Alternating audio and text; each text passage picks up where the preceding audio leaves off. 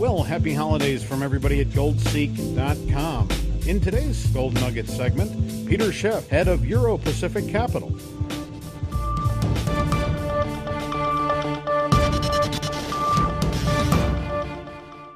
Well, Peter Schiff, chairman of Schiff Gold, located at schiffgold.com, author of several bestsellers. Welcome back to the show, Peter Schiff. Thanks for having me back on. Let's begin today with the crude oil meltdown. You know, the impact it's had on the global economy already starting to show signs in the last couple of months or so.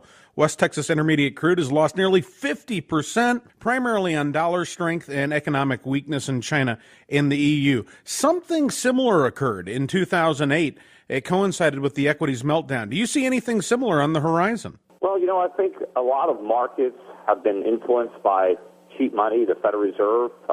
Oil prices are one of them. I mean, oil prices went up to $150 a barrel in 2008 because of the easy money policies that fueled the housing bubble, and they went up about to maybe $115 a barrel after they collapsed down to $32 a barrel, right, in 2008. And I think a lot of the price increases is due to inflation. It's due to central banks creating money. Well, the markets are preparing for the Fed to stop creating money. In fact, the Federal Reserve has been bluffing that not only will it end QE, but it will raise interest rates and shrink its balance sheet, which is like destroying money, taking money out of circulation, shrinking the money supply. That's what the Fed has been pretending it can do, and I think that has effects as people start to price that in. And it just so happens that maybe the first market to feel the pain is the oil market. But if the Federal Reserve continues on this pretense, it'll be a lot of markets, like the stock markets and the real estate markets. And in fact, the U.S. economy will be back in recession if the Fed removes all the monetary props, which is why I don't believe that they're going to do it. I mean, they just came out today with a statement, and it's all a bunch of nonsense because they know they have no intention of ever raising rates. But according to the Federal Reserve Bank of Cleveland, as of this month, December 2014, their balance sheet has never gone down. In fact, it's approaching $4.5 trillion. That's on track for $5 trillion. Now, here's the question. How can the dollar remain so strong when the currency is debased to such a degree? Is it merely the least toxic currency on the block? Well, it's because, yes, other central banks are debasing their currencies too, but people have confidence that the actions of the Fed will be reversed. Janet Yellen has promised to reduce the balance sheet down below $1 trillion by the end of the decade. Now, of course, nobody has bothered to consider that that's not even possible, that there's no way that the Fed could do that because there's no one who would buy those bonds. The Fed can't get rid of $3.5 trillion worth of treasuries and mortgages. There's no buyers. But people just don't bother to connect the dots. But I think when they do, look today, the Fed came out when they tweaked this statement, the considerable period. So they came out and they said, okay, we'll be patient. But then they said, but patient means the exact same thing as considerable period. Well, then what's the point of changing the words? I mean, if you're going to go out and say that the meaning hasn't changed, then why change the words? I mean, that's all they can do. But the one thing they can't do is actually raise rates. So they're just trying to, put some kind of spin on it. They're trying to pretend that they're going to do it without actually doing it. Jim Rickards is calling for $3,000 gold, $100 silver. Don't expect these numbers overnight. He says the next bull market in precious metals, though, could leave many investors flat-footed, scratching their heads, wondering what's going on, that conditions could shift overnight. It's so abrupt, many people miss the opportunity altogether. I would kind of agree that I think when this market really turns, it's going to do it, with a vengeance. It's going to be in a way that if you're not already in the market, you're not getting in. And if you're short, you're just going to be decimated. I mean, I could see the market, the gold market, moving up over $100 in a single day, maybe $200 or $300. I mean, I think that could happen because I think when enough people come to the correct conclusion, maybe the Fed announces QE3 or tips its hat that it's losing its confidence in the recovery and that it's actually contemplating more quantitative easing. Nobody expects that. Everybody is positioned for the opposite of that, and I think when you get a scramble back into gold, particularly from the shorts who want to cover and new longs who want to enter, there is no supply to meet that demand, and the price would have to skyrocket. Most people, when they hear of market manipulation, in the past it conjured up images of traders on the wrong side of the market, trying to talk the market back in line with their expectations. But more recently, the number of well-documented cases of manipulation, I think these scandals are just piling up. Look, we've got the LIBOR rate-fixing scandal. More recently, there's been currency rigging allegations. These are enormous markets. To give some perspective, the Forex trades over $3 trillion a day. That makes the stock and the bond markets look small in comparison. And silver and gold, drops in the bucket. Do you take any comfort in the fact that these markets are being downward manipulated, gold and silver? And what could that mean going forward? Well, again, I don't know that it's necessarily manipulation, but it's the major players all acting in unison based on the same themes and the same misconceptions. I mean, think about all the people that piled into dot-com stocks in the 1990s. I mean, the stocks weren't being manipulated, but the prices were rising based on the decisions that people were making at that time. And it was only, the ultimate, fundamentals reasserting themselves as, companies started losing money and defaulting on their obligations. That and when new companies couldn't come to market because the bubble burst, and the same thing happened in housing and in the mortgage market. It wasn't a conspiracy or a manipulation. It was just a bunch of decisions made by a lot of people with a lot of borrowed money.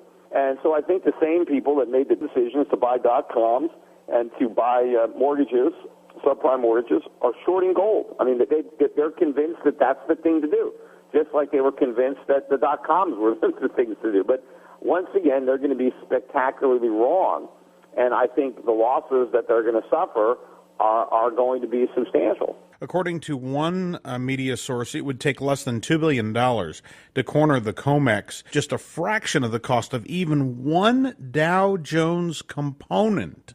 Do you see a time where the major precious metals exchanges have difficulty delivering any precious metal? Oh, yeah.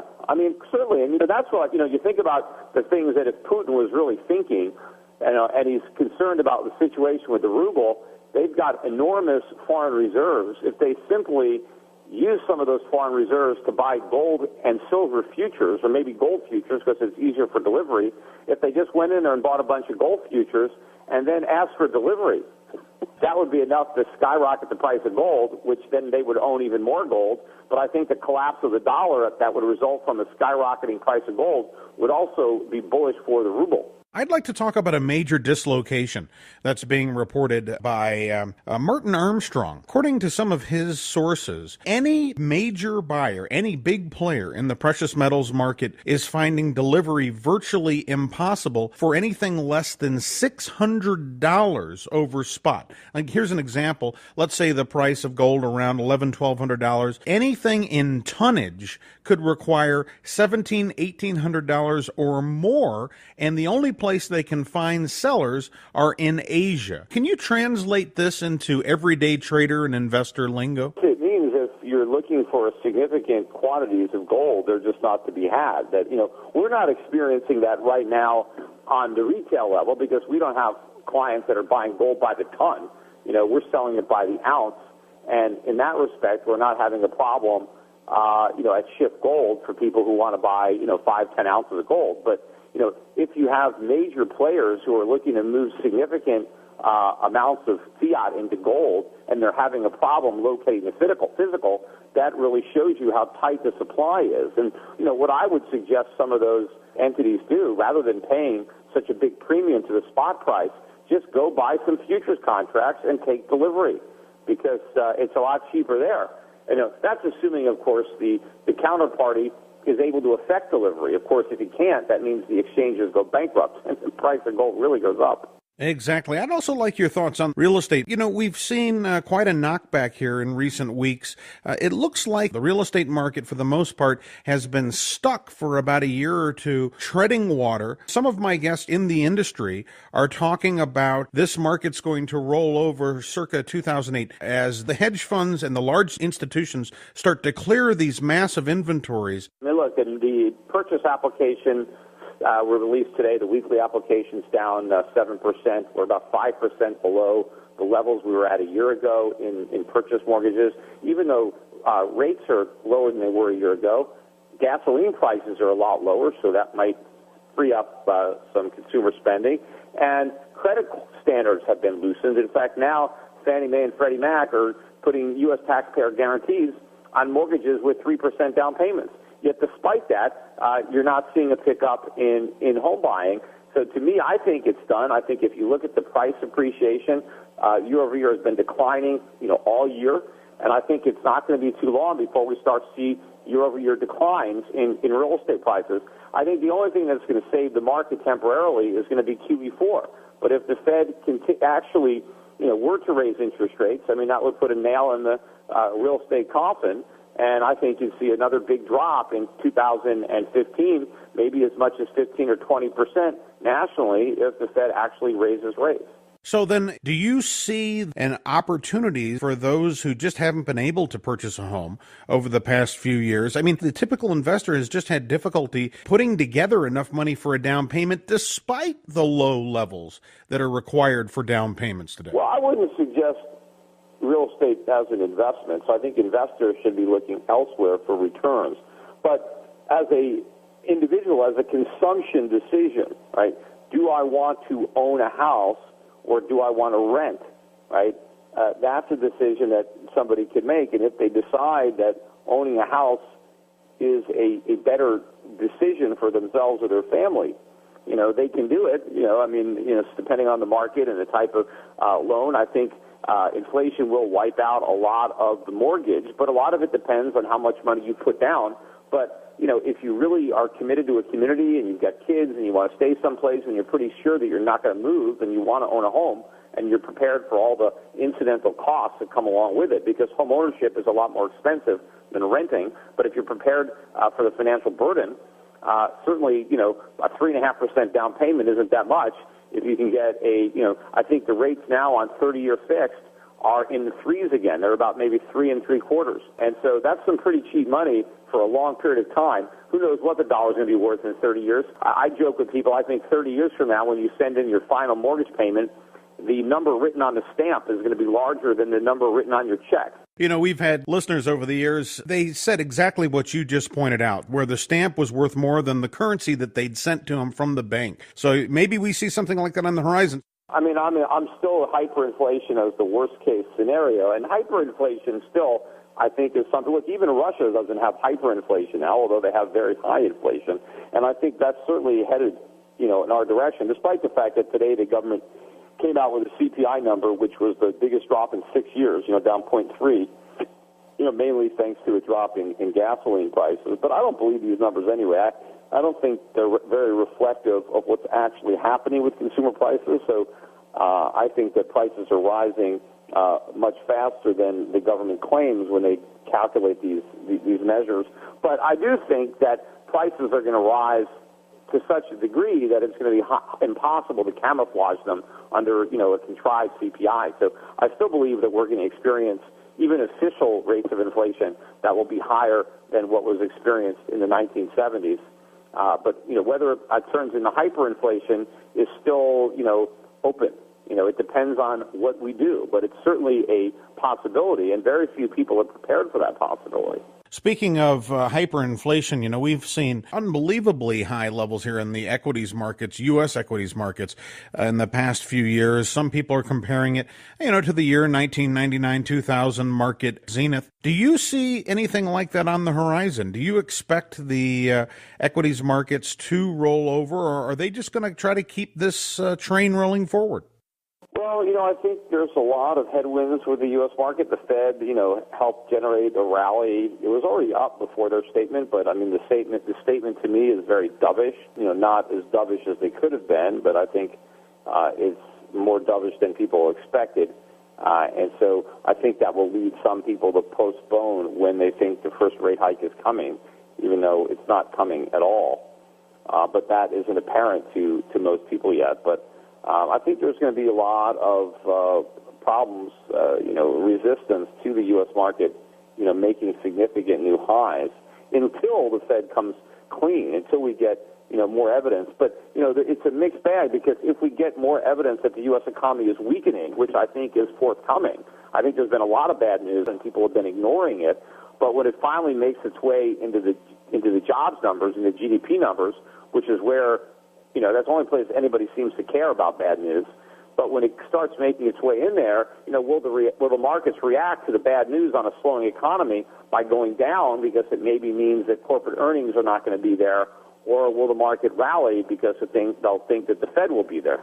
Exactly. Well, we've been interviewing right as the Fed statement was announced. And of course, as you say, much more dovish than expected. I mean, they're noting they're going to be patient on the timing of the first interest rate hike since 2006. The laughable part is they went out of their way to say that the new word patient is equivalent to the old word considerable period. In other words, they're changing the statement, but they're not really changing it. And everybody, makes a big deal over these words. And, they're also watching the labor situation, because unemployment lowest levels, according to their figures, in years. But aren't they really concerned more about what's going on in China, Russia, and the EU? They're concerned of some contagion on both sides. What has the Fed done in the past? Whenever we've had a crisis in Russia or in emerging markets, they've always responded by cutting rates to try to spare the U.S. From any of the pain. Well, how can they do that now? Rates are already at zero, and they've promised to raise them.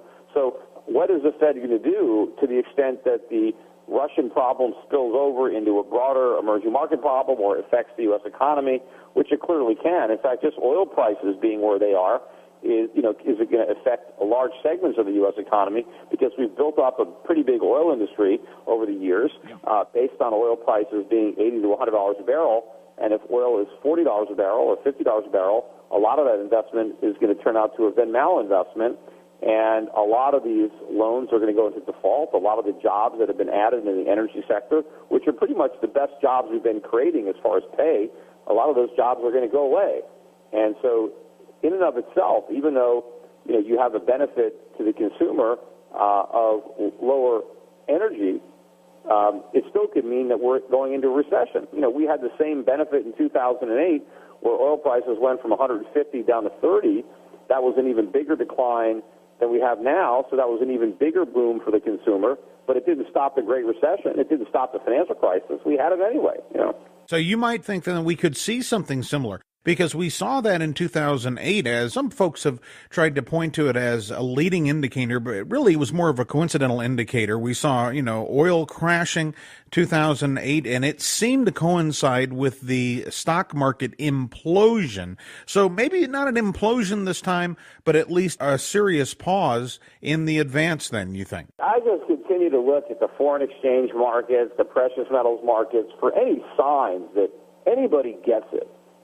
That this is all, that the Fed has no idea what they're doing, that they're just bluffing this whole thing, that, we're on the verge of a worse financial crisis in 2008, that the Fed is in this box where it can never end its quantitative easing. So far, they're not giving me that signal. I'm not seeing any meaningful breakout in gold prices higher, a reversal of the gains in the dollar. So right now, it's business as usual, completely complacent, and oblivious to what's going to happen. But I think, when we get a sign that some people are figuring it out, it's going to move quickly. And I think that it's incumbent on investors, savers, to make sure that they have their ducks in a row in advance, that they've got the right portfolio, and tune out all the noise and forget about, the money that people think they're making participating in the bubble, because it's all going to be lost when it bursts. And the people that walk away with the real returns are going to be the ones that never participated and had their correct portfolios all along. How should investors be looking to participate in the precious metals? Do you like the physical? Look, we like physical precious metals. We sell at Schiff Gold. We stay away from numismatics because of the notoriously high markups, and I'm trying to get into metals for the metal. I'm not trying to become a collector of rare objects. I mean, numismatics are the same thing as buying stamps or baseball cards or, works of art. They're collector's items. They're not necessarily monetary inflation hedges. Just because a numismatic is made of gold doesn't necessarily mean it's a gold investment. I mean, I can buy, an antique coffee table. It doesn't mean I'm investing in wood, right? Just because that's what it's made of. So we go for physical precious metals. But I think for people who have more risk tolerance and want to really hit a home run, these gold stocks, mining companies, gold and silver mining companies, are the cheapest they've ever been. Many of them are priced for bankruptcy. And so, if gold just goes to 1,500, which is not a very big move from 1,200, you could see a lot of these stocks double, on, not even a 20% move in the price of gold. So there's a lot of upside there, and we can help you get the right gold stocks. We have a mutual fund that we manage of gold stocks people can buy. The Europe Pacific Gold Fund. So I think that's a great way for people to go. And, by the way, most people, for all the negative headlines that gold's had all year long, gold's not even down this year. Gold's actually up a couple of percentage points. So it hasn't done that badly. There have been a lot of assets that you could have owned that did much worse than gold. In fact, probably 80% of the world's stock markets, including almost all the major stock markets, underperformed substantially the price of gold in 2014. So gold hasn't done that bad. I mean, look at Bitcoin. Everybody was so excited about Bitcoin, going into the year. Bitcoin prices are now at the low for the year. Last I looked, they're around $300 and maybe $17 a coin. They were up over 800 when the year began. So you're talking about like a 60% decline, more value than the ruble this year. As we try to point out here on the show, take a look at equities. The Dow is up not even, 100% since the year 2000? But if you'd held gold over the same period, you've made 3-4-fold on your investment. There's no comparison there. Benchmark to 2000 because we had a big drop in the Dow, and certainly the NASDAQ. I mean, if you bought the NASDAQ in 2000, you're still down. Right? The NASDAQ was above 5,000, and now it's 4,600. So, you haven't even recouped your investment if you were just long an index fund of NASDAQ stocks. Yet you've still done very well in gold stocks, despite the fact that we've had, a decline over the last few years from the record high. But yeah, the media, everybody likes to ignore the fact, and meanwhile, gold continues to protect people from inflation and currency depreciation. I mentioned that gold is only up a little bit this year in U.S. dollars, but you pick another currency. Look at the euro. Look at the Swiss franc, the Japanese yen, the Canadian dollar, the Australian dollar. You've got double-digit returns for gold in those currencies this year. And so gold's been a very good investment. If you lived in Canada and you bought gold, you're doing better than if you bought the Canadian stock market. The same thing in Australia. Same thing in Germany. If you even though the DAX maybe is up on the year, it hasn't done nearly as well as the price of gold. Most people would be better off, or were better off, buying gold than having bank accounts, government bonds, or stocks in their own country. So, we're in a bad year. I agree with you, and I'd only point out that even if we take the peak of 2000, gold is still such a outperformer, if you will. I mean, it's done so much better than equities. You don't have to go all in on gold, but I mean, you certainly want to have 20 to 30% of your portfolio in the precious metal. That way, if there is one of those rogue waves that hits the markets, just a few 100% increase in gold will offset virtually anything that happens to the rest of your portfolio. Peter Schiff, why don't you tell folks more about the services you provide, please? Well, we provide brokerage services, asset management services. If people have money they'd like to invest, we help people invest around the world. There are countries that are not economies as badly as the U.S. And I think that in an inflationary environment with 0% interest rates and lots of Fed money printing, you want to be weighted towards equities, just not U.S. equities. So to build a good portfolio, we do that for our clients at Europe Pacific Capital. People can go to the website, europac.net. They can call up a broker at 800-727-7922. For physical precious metals, they can go to Schiff Gold. I am, always talking about the economy. I do a podcast now at schiffradio.com, the Peter Schiff Show. I do usually 3 or 4 different episodes per week. People can listen to them as I post them on my YouTube channel, or you can download, you can get them on iTunes, different places that have podcasts.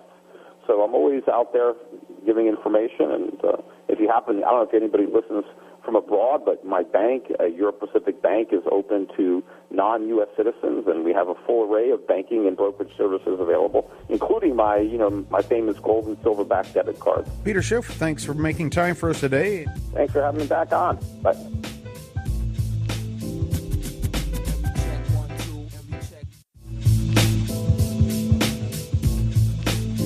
Here is your mining quiz for the day. Compliments of Gold Seek. Which company has the largest undeveloped gold reserve in North America? Seabridge Gold. Now, which company has the largest undeveloped copper reserve in North America? Seabridge Gold again. Seabridge has more gold reserves than Kinross, Yamana, and Agnico Eagle. Last year alone, Seabridge added 515 million tons of new inferred resources containing nearly 6 million ounces of gold and more than 6 billion pounds of copper at their giant KSM project in British Columbia, Canada. Now they are drilling at KSM again with multiple rigs in a 25,000-meter program. Find out more by visiting www.seabridgegold.net. Traded on the NYSE, symbol SA, and the TSX, symbol SEA.